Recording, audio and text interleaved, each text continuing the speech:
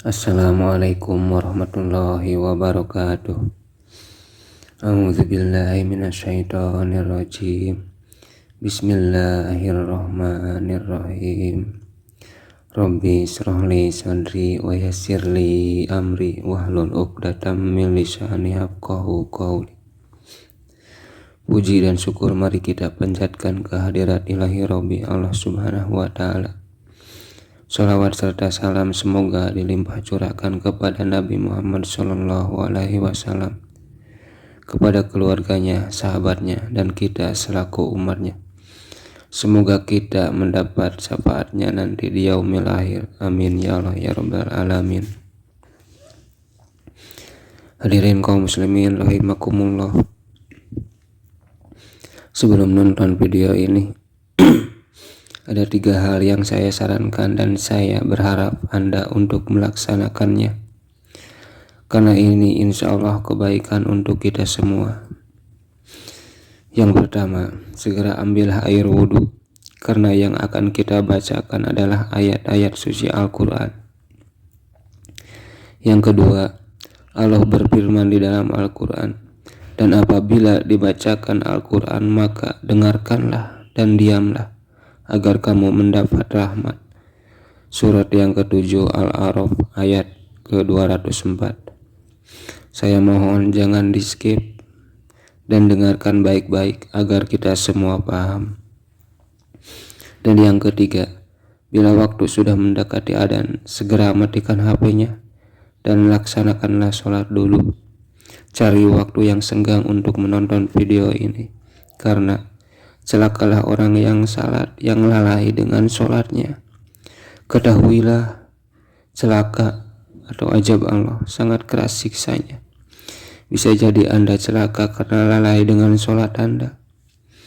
Apalagi saya yang memberi jalan karena Anda menonton video saya.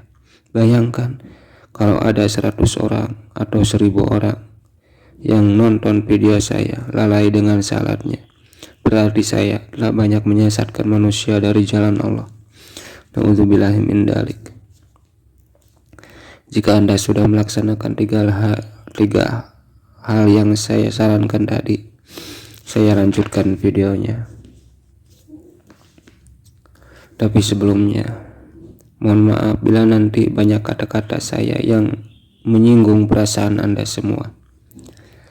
Karena itu yang harus saya katakan. Saya tidak boleh menyembunyikan ayat-ayat Allah, menguranginya, apalagi menambahkannya. Kewajiban saya hanya membacakan sebagian ayat-ayat Allah yang saya tahu. Dan tolong koreksi diri saya, karena manusia tidak luput dari yang namanya salah dan lupa. Hadirin kaum muslimin rahimakumullah. Di video sebelumnya saya telah menjelaskan tentang dosa syirik, yaitu syirik batin. Dan sekarang saya akan coba menjelaskan apa yang disebut dengan itu syirik dohir.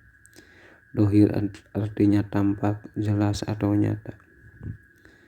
Dan tahukah Anda kalau sekarang banyak sekali orang yang telah syirik, yaitu syirik dohir. Dan apa itu syirik dohir? Syirik dohir adalah bila kita pergi ke bidan, ke dokter, atau ke perawat, kita meminta pertolongan kepada mereka untuk menyembuhkan segala penyakit yang ada di dalam tubuh kita. Itu namanya syirik. Kenapa? Karena telah meminta pertolongan selain kepada Allah.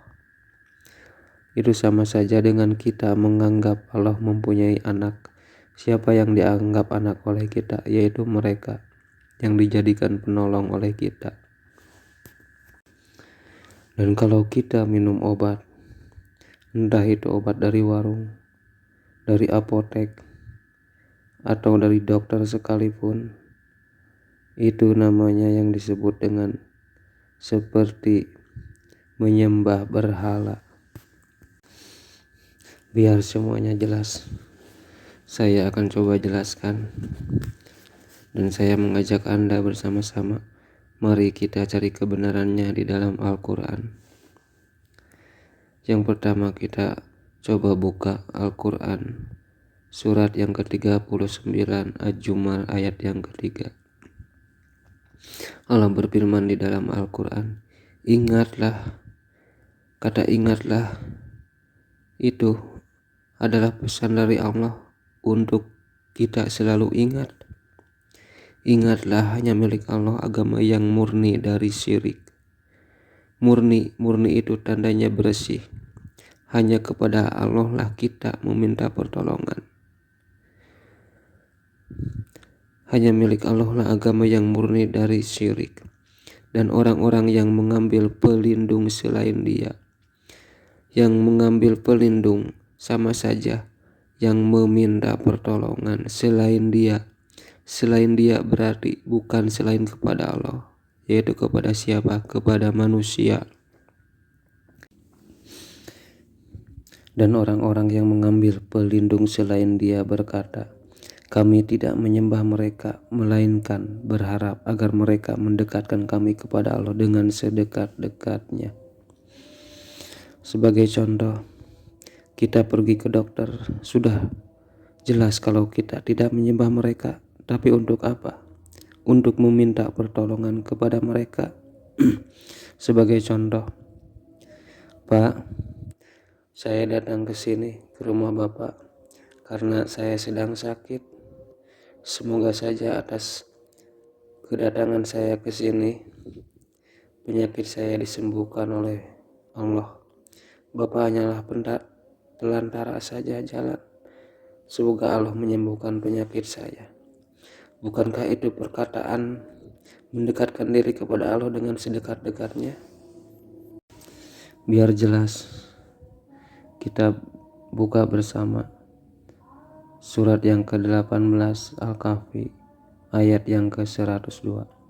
Allah berfirman, maka apakah orang kafir menyangka bahwa mereka dapat mengambil hamba-hambaku menjadi penolong selain aku? Sungguh kami telah menyediakan neraka jahanam sebagai tempat tinggal bagi orang-orang kafir. Dapat mengambil hamba-hambaku menjadi penolong selain aku. Sudah jelas kalau kita pergi ke dokter, ke bidan, perawat, atau misalkan dukun, peramal, orang pintar. Sudah jelas itu kalau kita meminta pertolongan kepada selain Allah. Dan mereka itu sudah jelas hamba-hamba Allah. Dan sudah pasti banyak orang yang berkata, kalau saya kurang akal, kurang waras, kalau tidak diobati penyakit tidak akan sembuh.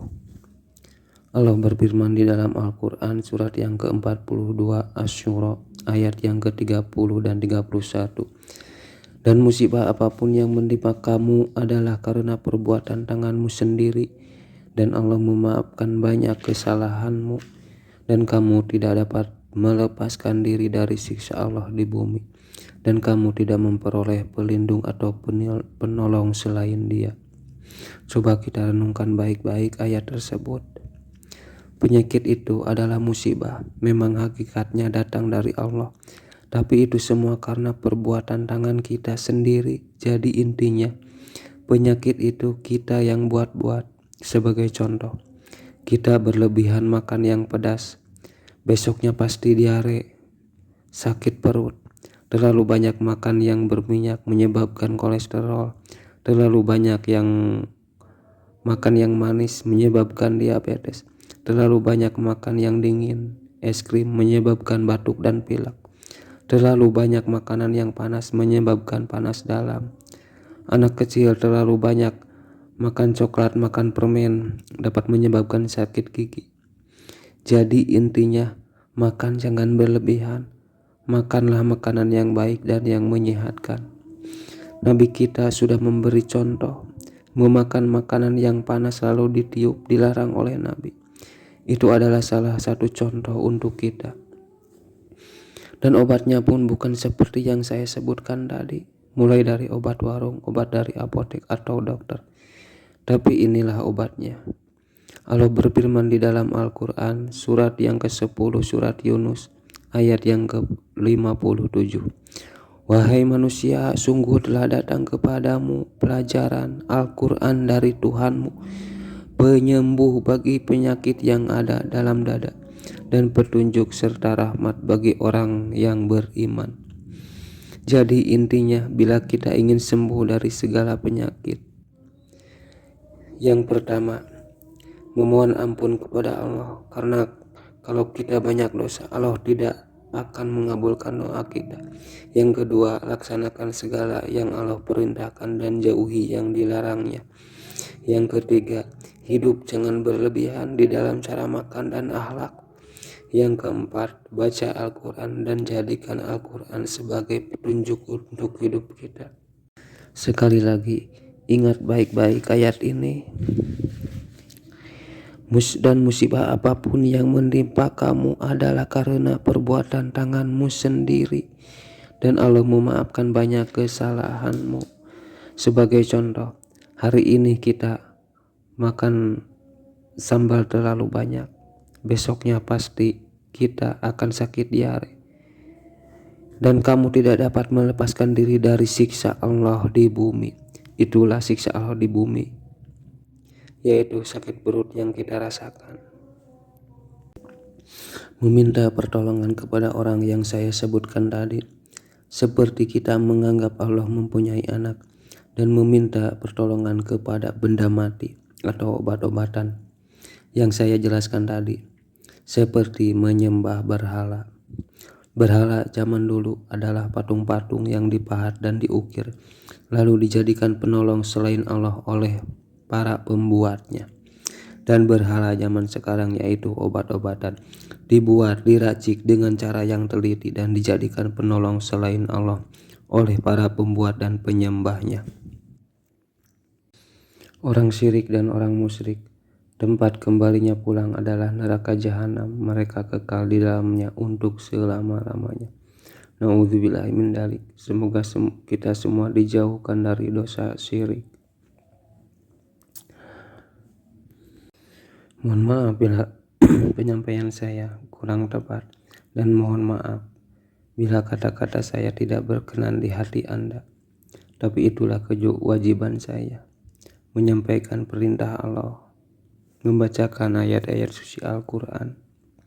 Bila Anda tidak suka dengan video saya, dengan ceramah saya, Anda mau merajam saya, silahkan. Mau membenci saya, silahkan. Tapi ingatlah, saya tidak membenci Anda semuanya. Kalaupun saya membenci Anda, saya tidak akan membacakan ayat-ayat Al-Quran kepada kalian. Tapi itu adalah kewajiban saya, menyampaikan sebagian perintah Allah dengan jelas kepada Anda semuanya. Saya cukupkan untuk videonya. Semoga bermanfaat. Wabillahi taufiq wal hidayah. Wassalamualaikum warahmatullahi wabarakatuh.